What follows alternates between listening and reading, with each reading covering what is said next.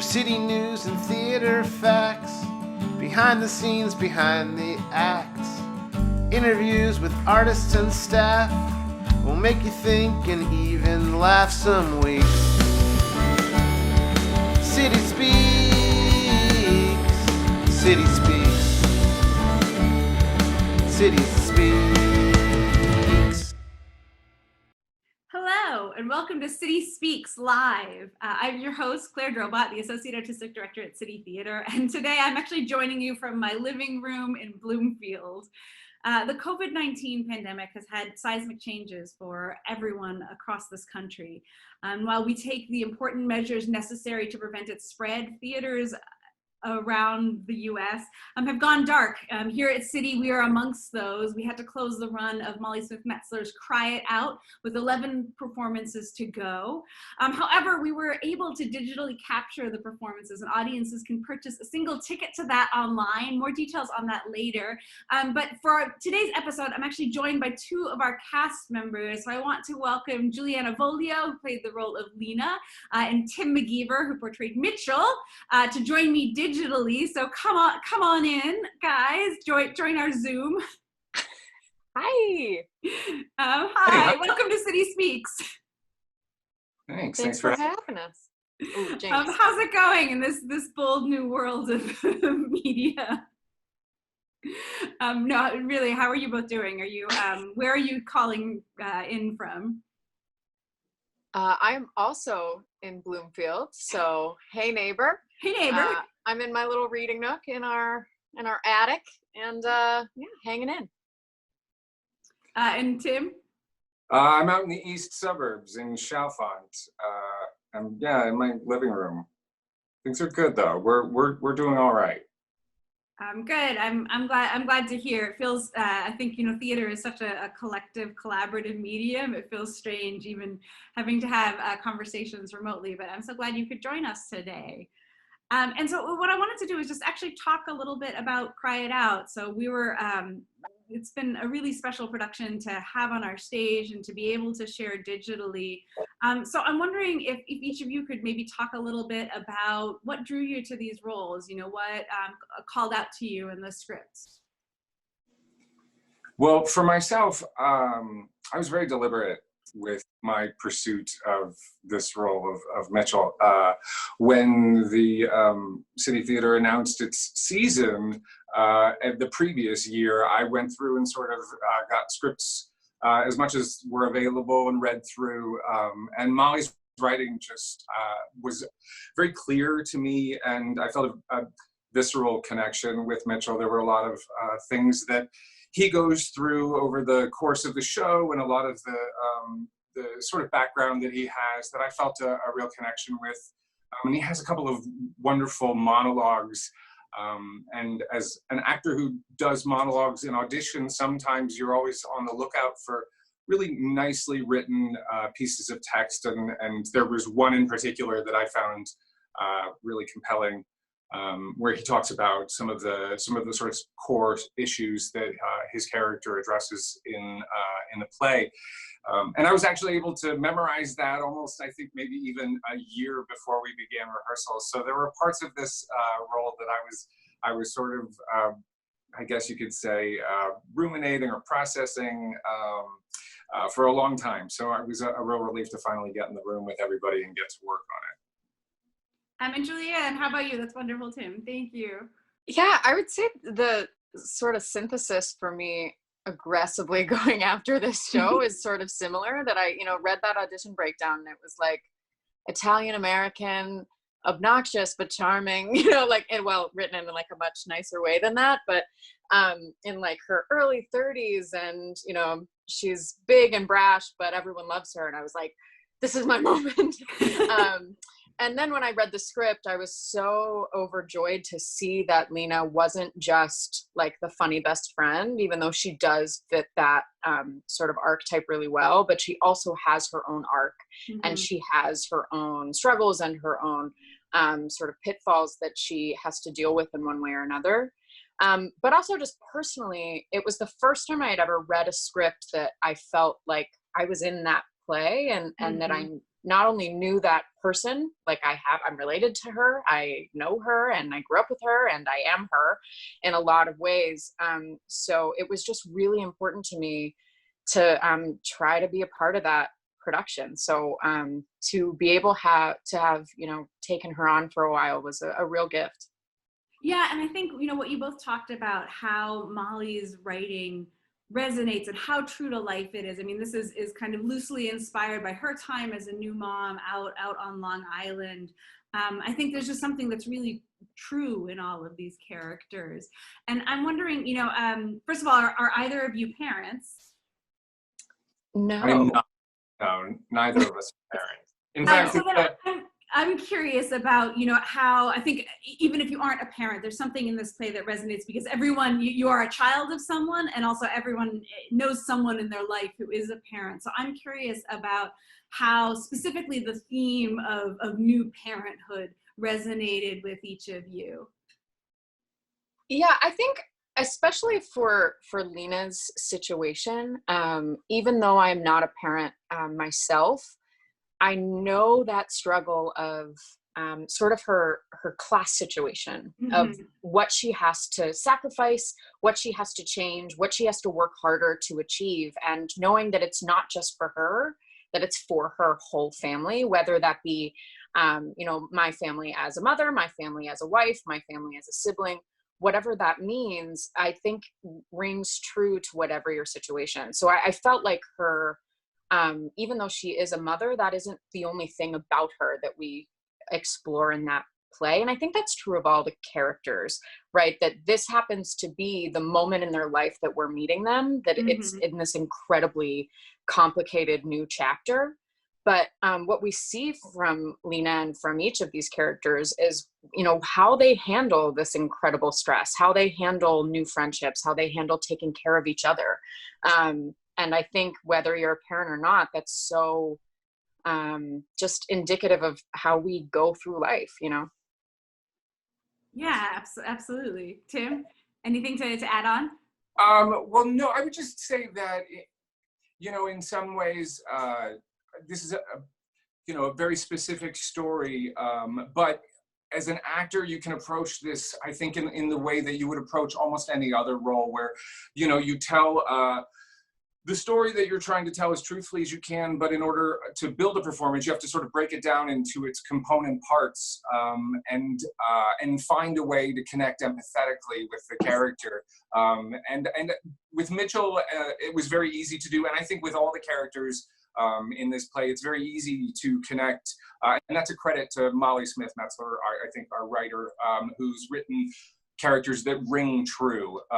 And so for my character, Mitchell, who's the only man who appears in the show, and he's a new father, and in some ways, I think the audience is surprised when they encounter him, because it does feel like a very female space that we create. And in fact, the rehearsal process also had that feeling as well. So there was a lot of carryover from the rehearsal to the stage, as you have in all great productions, I think. But I think you meet Mitchell, and it's a bit of a surprise that we're going to tell his story as well. And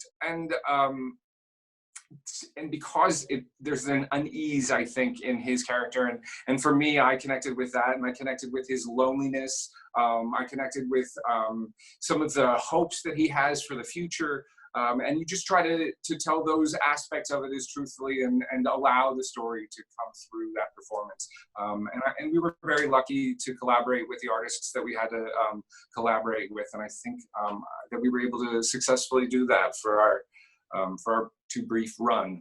Oh, absolutely. I mean, I'm biased, but I agree. So, I mean, you mentioned the rehearsal process. You know, I think something that we don't often get to share is how do you build a piece? And in this case, it's such an ensemble play. You have 4 characters.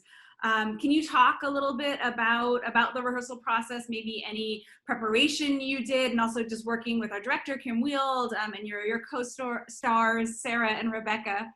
Yeah, I think it was a really interesting process. I've worked at City Theater a number of times, and so I know some of the people connected with the production, but this was my first time working with Kim, and that was true for all of the actors. I think that Rebecca and Kim had some connections because they both went to Columbia, but as far as I know, for the most part, we were all coming to that first day and meeting one another. Mm-hmm. I knew Julianne, she and I have worked together, and we're both Pittsburgh locals, obviously. And so there was, we had a relationship and a level of comfort there. But I think that it was a really, I want to use the word sparkly, which isn't really the word I'm looking for. I would agree with that word. I would agree with that word. The sparkly beginning, you know, it was a real, especially I remember on the first day where everyone was very excited to meet one another and to sort of create the beginnings of these relationships that ultimately become very close and in a lot of ways very intimate relationships and friendships. When you create art together, it's sort of an inevitability that you get to know people, I think, on a deeper level. We were very lucky. We have Sarah Gurka and Rebecca Hirota, who are not Pittsburgh locals, who joined us in the other two roles. Sarah especially sort of carried the bulk of the narrative. Her character sort of holds the central, well, I don't know about central, but like in terms of driving the narrative forward, her character sort of holds the central role there.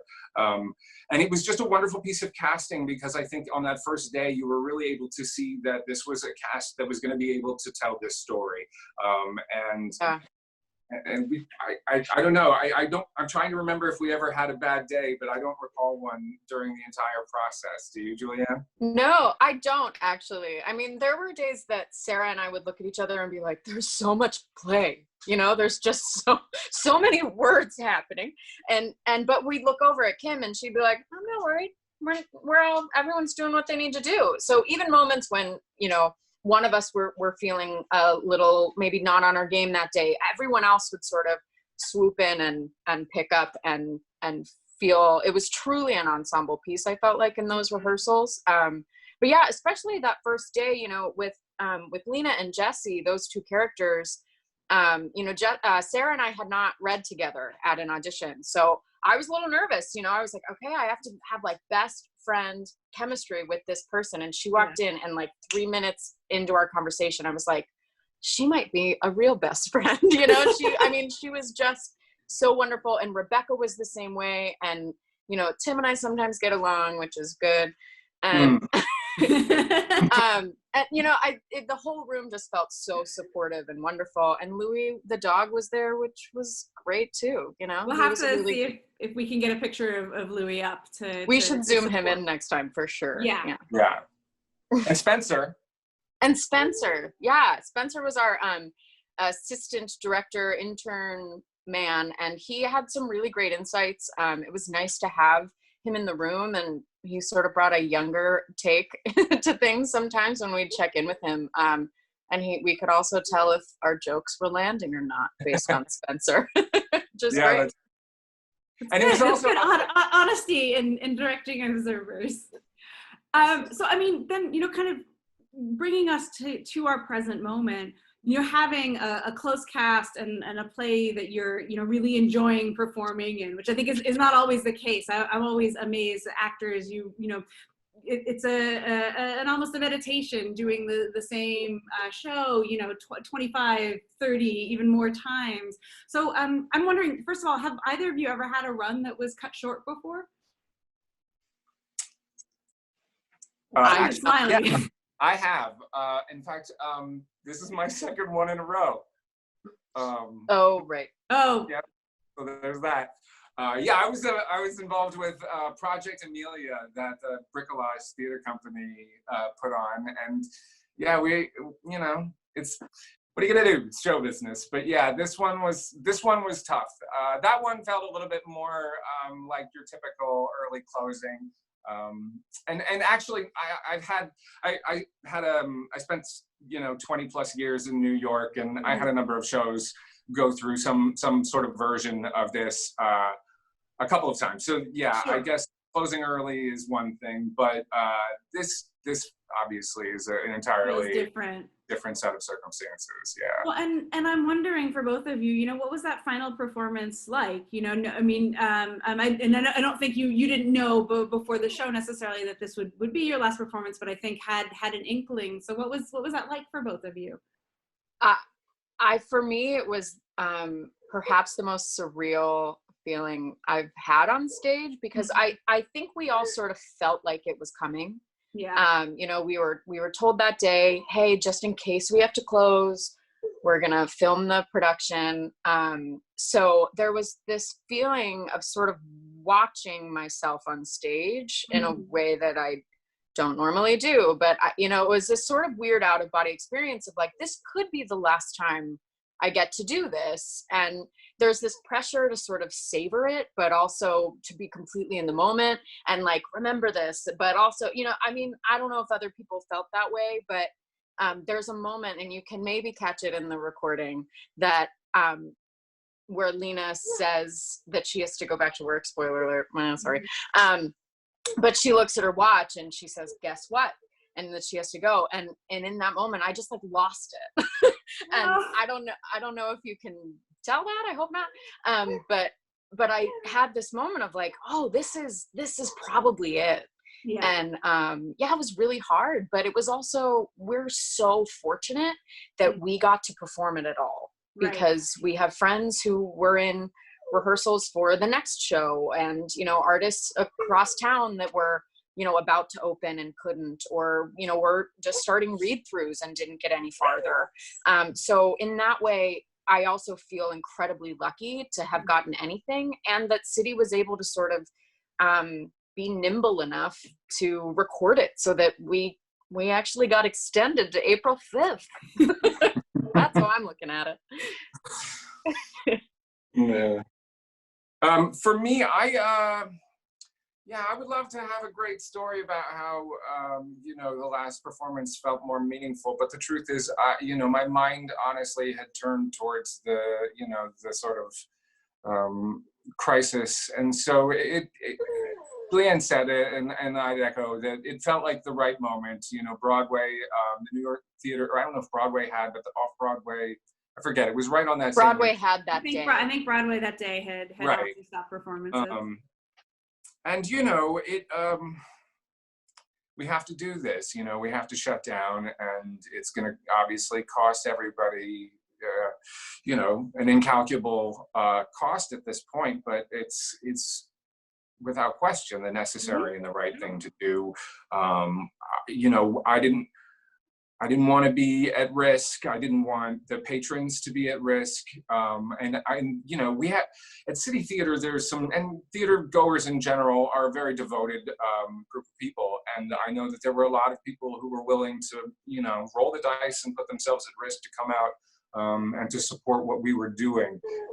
And that gesture wasn't lost on me, but at the same time, it was something that it was time for that to stop. And so I was really grateful, to the City Theater for making that decision when they did. Yeah. Is there a canine in with you? Not me. No, Julianne. I'm sorry, feel like my I might dog hear. is being rude. That's all right. I said something very profound, and your dog. She did. She heard it, and she was like, "Aww." I feel like John just scooped her away. We're good. Sorry. Also, as I will say this, that during the final performance, I noticed how much I touch my face while I'm acting. So we had to stop. It had to be over. Yeah. So, yeah. That's kind of brilliant. Well, no, I'm wondering, I feel like this is something everyone, anyone who's a theater artist, theater is a live collaborative medium where you sort of need to be in the room with other people to create art. So I'm wondering, for both of you, are you still able to maintain an artistic practice, kind of find ways to feed that part of yourselves as actors while social distancing? I hate to be the person in an interview that's like, that's a really interesting question. But it's a really interesting question because, I mean, yes and no. There's this sort of pressure to like stay sharp and like I should be reading plays and I should be finding new material and I should be working on self-tapes and stuff like that. But there's also a moment of like, sometimes as an actor, it's nice isn't the right word. This is going to come across weird. I'm going to go for it. There's something that can be relieving to take a step back every now and then and to remember that like, oh, I'm a person outside of being an actor. And for me, that's what this moment has really been, because Cry It Out was a really important piece for me, just personally. And as like a stepping point in my career and sort of things like that, it's been really helpful to have a moment of reflection. I was supposed to go directly into another contract right after this, but of course that one didn't happen, which is, you know, of course.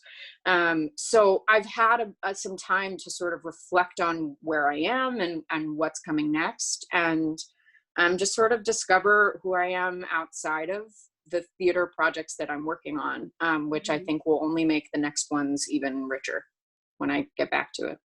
That's really beautifully put. Tim, how about you? Well, I know that there are a lot of people who are finding ways to keep themselves busy and to act, you know, doing things like Zoom readings and things like that. I haven't participated in anything like that yet. I know that this is a really disorienting time for a lot of people, but as someone who's been a professional actor for a very long time, I will say that there are aspects of my career that have prepared me incredibly well for this crisis. I've been out of work before. I've dealt with uncertainty.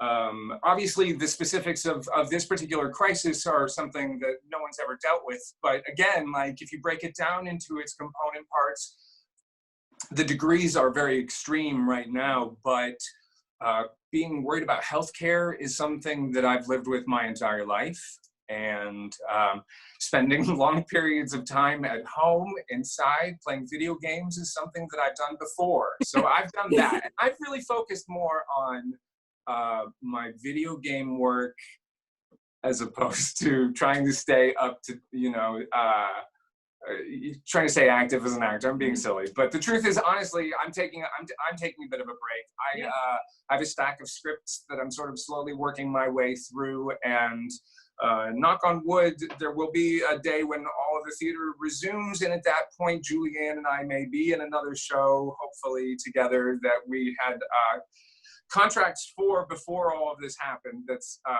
going to be really exciting, and it's based on some very popular source material, and so I'm sort of working my way through that as well. So I guess reading would be the short answer, but what I said before, it was the very long answer. They're perfect answers, both around. Well, I mean, I just want to first of all say thank you for joining us remotely and being part of our Brave New experience, and not experience. Oh, geez. The joys of not being able to edit video. This new experiment in podcasting via Zoom. No, but it's been really wonderful, and just thank you, and hope that you and yours are staying safe and healthy, as the same for all of our listeners. And I'm so excited that we are able to share Cry It Out via video, so you can watch the archival video that's through April 5th, so through this weekend. We can't wait for you to see the beautiful work that both Tim and Julianne and their other cast members are doing as part of this production. To purchase that, you can buy a single ticket, and the best way to do that is to go to our website, www.citytheatercompany, and that's theater with an RE.org. So thank you both, and all of you for listening, and we look forward to seeing you next time on City Speaks.